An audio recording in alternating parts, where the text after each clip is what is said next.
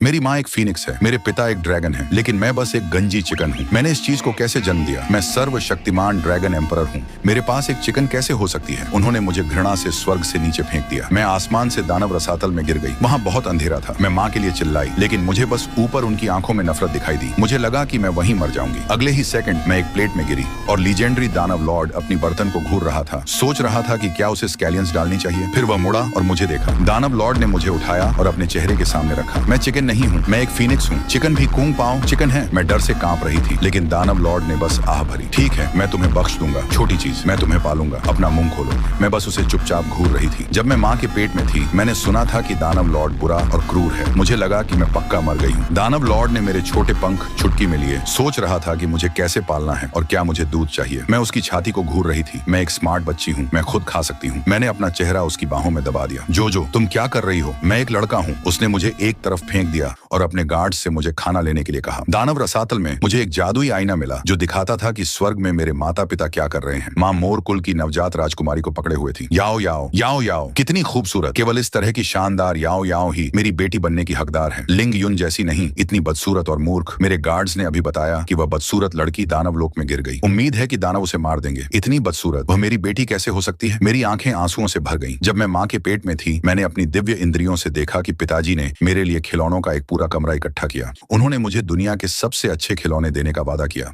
वह उन खिलौनों को पाने के लिए कई बार घायल भी हुए।